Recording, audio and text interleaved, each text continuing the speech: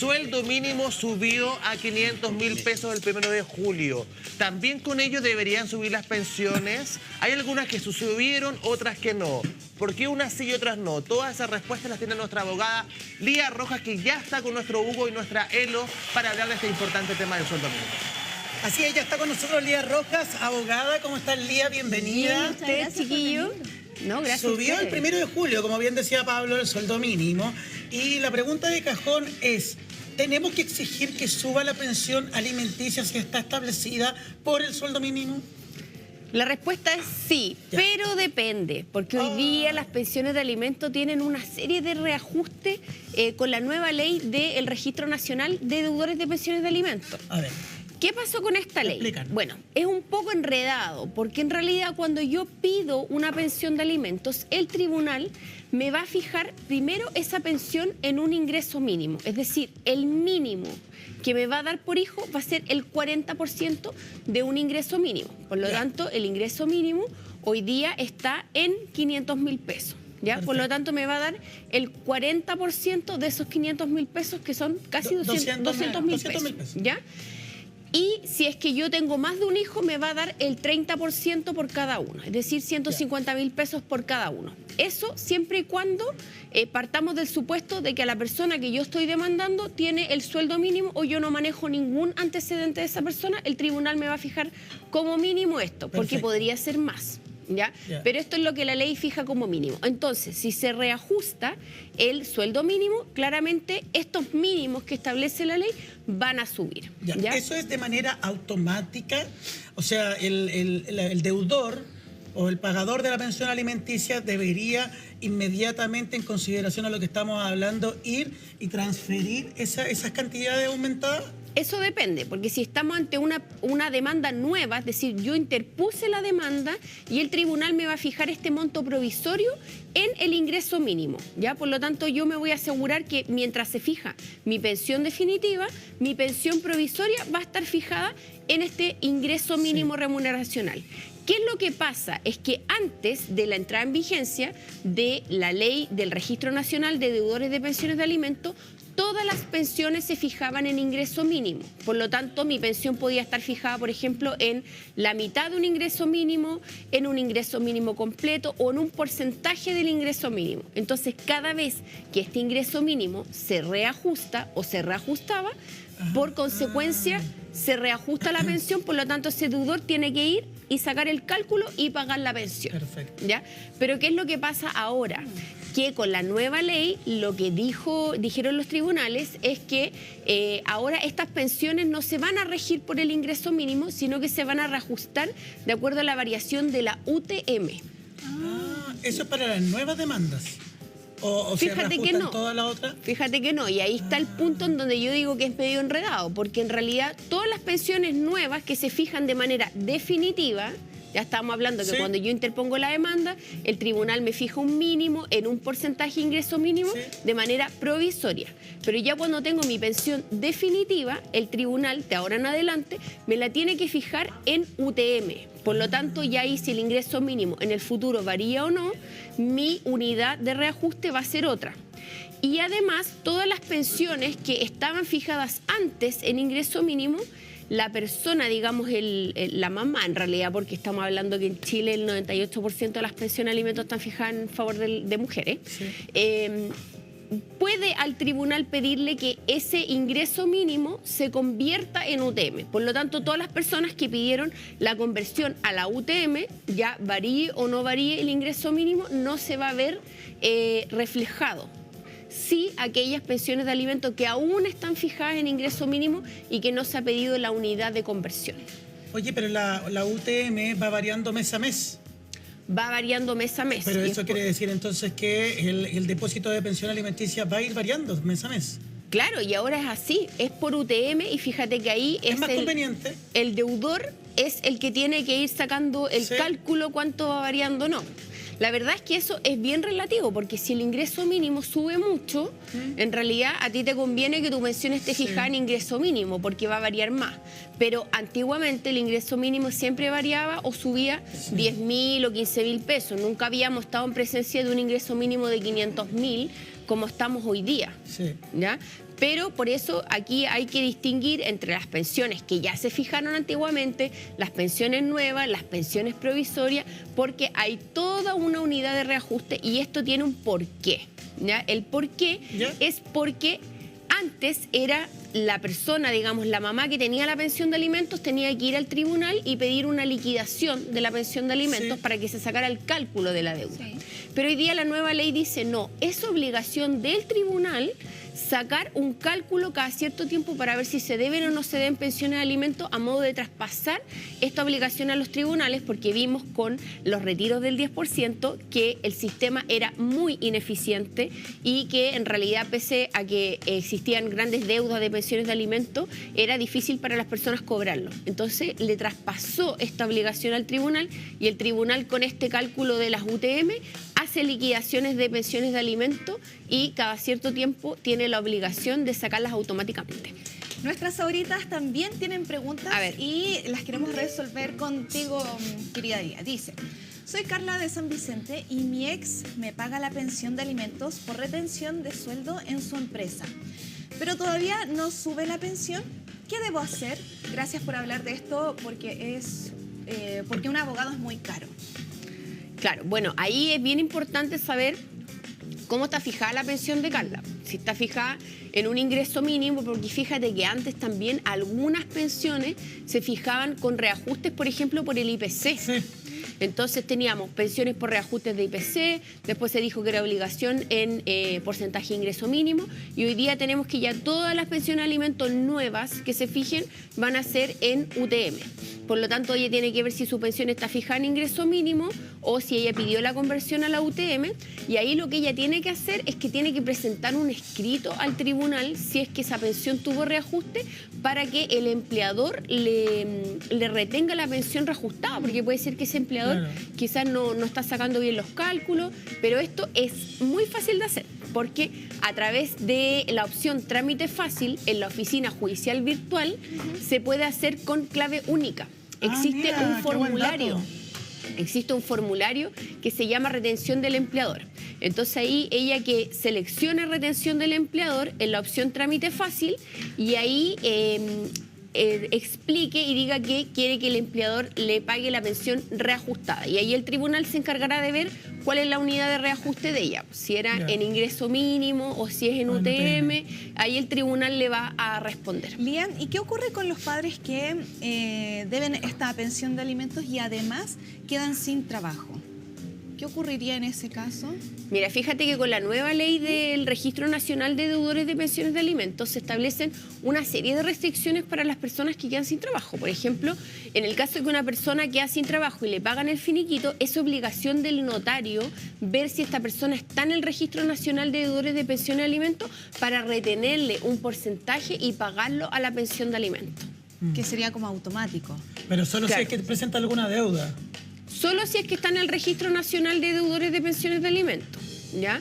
Por lo tanto, es importante saber si es que, todas las personas a quienes les deban alimento, también a través de esta opción trámite fácil, que es muy amigable con el usuario, porque yo puedo ingresar con mi clave única y están ahí todas las opciones: solicitar liquidación de pensión de alimento, y basta con solicitar esta liquidación para que después este trámite del cálculo de la deuda y el envío al Registro Nacional de Deudores se haga de manera automática por el tribunal. Entonces, es solamente hacer el trámite de manera muy fácil, porque estar en el Registro Nacional implica que si es que el día de mañana le van a pagar un finiquito o le retienen por parte del empleador, yo me voy a asegurar de que parte de esa plata se vaya a la deuda de pensión de alimentos. Vamos a ir a preguntas del público, pero esta pregunta tiene que ver con el mismo tema y no lo quiero dejar fuera.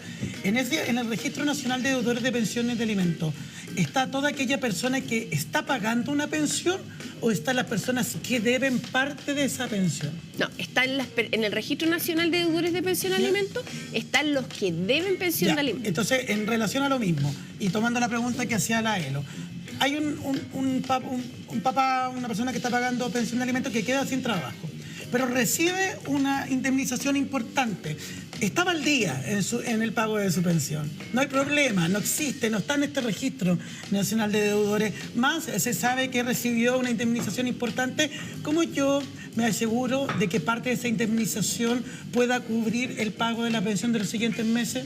Oye, súper buena pregunta, ¿ya? Pero eso, en realidad, si no está en el registro de deudores, si firma un finiquito, el notario no le va a retener nada porque la persona no va a estar en el registro de deudores de pensión y alimentos.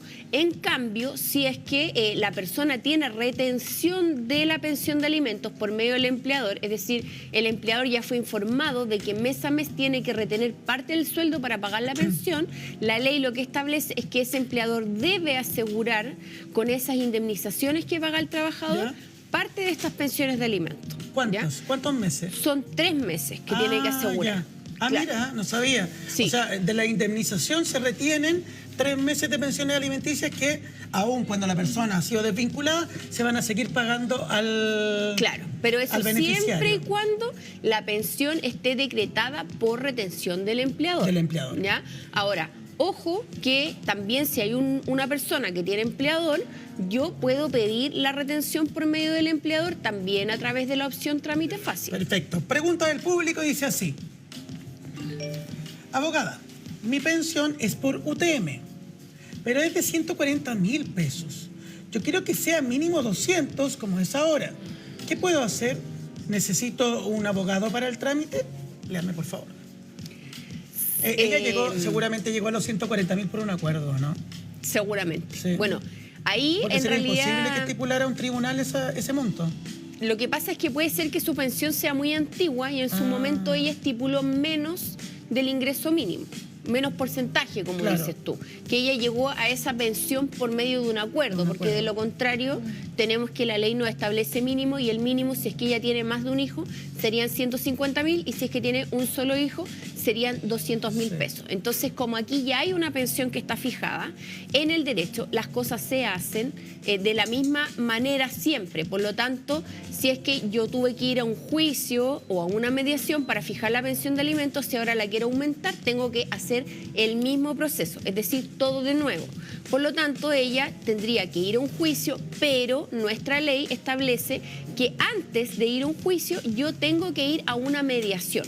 Por lo tanto, ella tiene que pedir la mediación en mediacionchile.cl y ahí pedir una hora para aumento de pensión de alimentos. Y ahí la van a llamar a ella y al obligado a pagar la pensión a una mediación para ver si es que acuerdan que esta pensión suba. Si es que en esa mediación no se llega a un acuerdo, ella ya tendría que interponer una demanda con un abogado para que le fijen al menos el mínimo. Y en el caso de la UTM, ¿cuál es el mínimo que se establece de pago de pensión alimenticia por hijo? Igual son los 150.000 pesos, porque tenemos que, acuérdate que cuando se fija una pensión provisoria se va a fijar, bueno, o provisoria definitiva, se va a fijar en el mínimo que establece la ley. Y el mínimo es el 40% de un ingreso mínimo si es que hay un hijo o el 30% si es que hay más de uno. Solo que está establecido en UTM. Y eso, cuando ya se fija, se convierte a la UTM. Perfecto. Es un poco enredado, pero se fija en ingreso mínimo, digamos, como para partir. Entiendo. Lía, nos llegó otro mensaje con pregunta. Dice así. Buenos días, consulta. Mi hijo tiene 22 años. Nunca demandé anteriormente, pero ahora necesito que mi hijo estudie. Él lo puede demandar ahora y retroactivo por lo que no le dio antes. Agradecería su respuesta. Sí, bueno, retroactivo no. Ya, o sea, si ya no demandó antes, lo que existía para atrás ya fue, porque no se puede, digamos, demandar hacia atrás. Eso es, antes de que continúe, es súper importante porque la gente dice, no, sabes que nunca le dio plata a mi hijo, nunca en la vida. Entonces ahora quiero demandarlo por los, no sé, los 6 años que restan, pero también por los 10 que no. No se puede. El retroactivo tiene que ver desde el minuto que usted interpuso una demanda. Así es. Eso es lo que marca el inicio. Y si ahí le debe plata, ahí sí puede aplicar el tema de los retroactivos, ¿cierto? Así es. Y, por ejemplo, cuando la gente puede cobrar retroactivo es cuando, por ejemplo, había demandado la pensión de alimentos, que pasó en muchos casos que había gente que había demandado y nunca le pagaron. Entonces pasaron, no sé, 10 años y nunca le pagaron y nunca los cobró, pero estaba demandado. Por lo tanto, eso se fue generando en el tribunal y acumulando una deuda. ¿Y cuál fue el gran beneficio para esas personas que sí habían hecho el trámite en su oportunidad, que han podido cobrar los 10%, ahora pueden cobrar los fondos de pensión, porque tienen una deuda acumulada que pueden cobrar retroactivo, pero siempre y cuando se haya hecho la demanda? Si es que la demanda no se ha hecho, no se puede. ¿Sabéis que ahí quizás lo recomendable, Lía, corrígeme, es que porque de repente hay familias, uno no sabe, digamos, lo que está ocurriendo al interior de ellas, que pueden decir como, ¿sabes que yo no le voy a pedir ni un peso al papá de mi hijo, no me quiero ver relacionado con él, no quiero que mi hijo se relacione con él? Da lo mismo las razones por las cuales, pueden ser muy variadas, pero uno no sabe lo que va a ocurrir con el paso de los años, con la economía de esa familia. Por lo tanto, quizás lo conveniente sería establecer igual una demanda, ¿cierto? Para que eventualmente, por ejemplo, este chico ahora a los 22 años, no sé desde cuándo que no cuenta con el papá al lado, ahora sí necesita ese dinero. Claro, pero no va a poder hacer valer la retroactividad, claro, puesto que no presentó la demanda hace Pero tiempo sí, atrás. él podría aún demandar. O sea, ese hijo puede demandar aún, y puede demandar él o la mamá del hijo. ¿Ya? Sí. Puede demandar, a pesar de él ser mayor de edad, igual podría demandar la mamá siempre y cuando acredite que el hijo vive con ella. ¿Hasta qué edad puede demandar? Fíjate que si es que está estudiando, ¿sí?, puede demandar hasta los 28 años o hasta que termine de estudiar. ¿Ya? Por lo tanto, cualquiera de las dos que ocurra primero. ¿Ya? Perfecto. Son hartos años, hasta los 28 es harto para terminar de estudiar. Por lo tanto, si él tiene 22, todavía le quedan todos esos años para poder hacer una demanda de pensión de alimentos. Yo sé que es un tema tremendamente interesante. Le queremos agradecer a todas las ahoritas que nos han escrito durante esta mañana. Regularmente nosotros conversamos con Lía sobre temas de pensiones alimenticias porque sabemos que son muchas las consultas. Si usted quiere averiguar más en detalle sobre este u otros temas legales, los invitamos a que visite las redes sociales de nuestra abogada, también su sitio web. En Instagram la pueden encontrar en @abogada Lía Rojas. Y también tiene su sitio web www.abogadosrojas.cl. Oye, si quedaron con dudas, que me escriban. Así que ahí yo les contesto las consultas. Y no solamente en materia de derecho de familia, sino también derecho penal, civil y laboral, también pueden hacerte todas las consultas. Herencias, que la otra vez estuvimos hablando de la herencia, me han preguntado tanto, igual que este tema de la pensión de alimentos, son, digamos, los más interesantes. Muchísimas gracias, Lía, por habernos acompañado el día de hoy.